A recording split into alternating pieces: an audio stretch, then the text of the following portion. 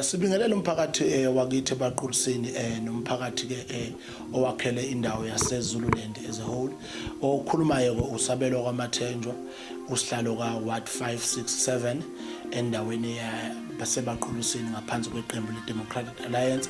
Ophinda abeke aspirant candidate yalo ke iqembu ku Ward 6 kuma elections alandelayo. Njenge Democratic Alliance ke sisembhidlangweni whereby siubiza lo mpidlango wethu siubiza ngeBlue Wave.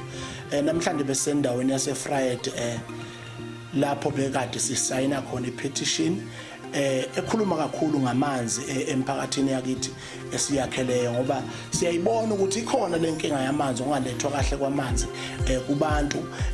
Kunenye ke futhi survey futhi esiranayo phakathi komphakathi yakithi lapho esibuza khona nje abantu bakithi ukuthi ingabe iziphi inkinga ababhekene nazo ekuhlaleni. Kungaba izinkinga zokungalethwa kahle kwentuthuko, ukungalethwa kahle kweservice, amanzi angafiki ngesikhathi, kukuningi nje izindlu ukunganikezwa abantu bakithi ngezindlu ngendlela efaneleyo. Kuyihlazo emsakazo ukuthi emphakathini wakithi njengamanje kusenabantu abanezindlu ezingekho esimeni esikahle. Ngingakhuluma ngemiphakathi efana neyakwaStanela, imiphakathi efana neyakwaVilakazi, imiphakathi efana neyakwaseyinkalweni, imiphakathi efana neyakwamzwezwe.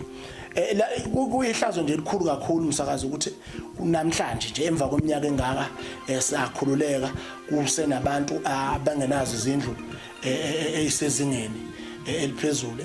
Sike sathola ke nakithi emphakathini wakithi Coronation noma ngathi nje ku Ward 6 labe kube nenkinga khona, kunezindlu ezayi-applyeliwe kube nenkinga ke zokuthi zilethwe kubantu. Esethemba ukuthi ke njengoba siya kuma elections izindlu zizolethwa kubantu ngendlela efanele, ngoba istructure kwakufanele sengamela izindlu sesiqokiwe. Esithemba ukuthi ke izindlu zabantu zizofika kubantu ngesikhathi. Sithi ke si-Democratic Alliance sikhathele izethembiso ezingafezeki, ingakho sithi asisondele kubantu siza ukuthi iziphi inkinga ababhekene nazo, sikwazi ukuthi masiqala sithole ithuba njenge-Democratic Alliance sikwazi ukuthexesha lezo nkinga kuqala, sithole uvo lwabantu ukuthi yini ababhekene nazo inkinga ekuhlaleni njengabantu bakithi endaweni yaseBaqulisini. Njengeqembu leDemocratic Alliance siyiqembu elikhona futhi siyiqembu lamukela wonke umuntu othanda ushintsho nalokubekela phambili emphakathini wakithi.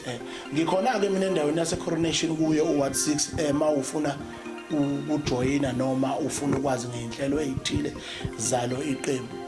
Siyiqembu leDemocratic Alliance ke siyathembisa ukuthi ushintsho sizoliletha mayelana nenqalasizinda, ukungalethwa kahle kwamanzi kubantu, ukuqeda isihlava sama-drugs emphakathini, ukungalethwa kahle kwamathuba emisebenzi kubantu. Sinakho thina ukwenzelela ukuthi kuqashwe nje ebusuku sekuzwakala kuthiwa kunabantu abathile abazokwenza i-skill development noma kukhona abantu abathile abazokwenza ama-inserve kumasipala wakithi, ngaphandle kokuthi kuvezwe noma i-advertisement eshoyo ukuthi nali ithuba wena njengomuntu oyintsha thatha nali ithuba ulisebenzise ngendlela ekuyiyona yona. Iyasihlupha kakhulu-ke umsakazi le eyedakamizwa, iyasihlupha kakhulu. Siyathembisa ukuthi njenge-Democratic Alliance sizokwenza ngokusemandleni ukuthi silwisane nesihlava seyidakamizwa nokungalethwa kahle kwentuthuko emphakathini yakithi. Asenzeleli sizohola abantu bakithi ngobuqotho.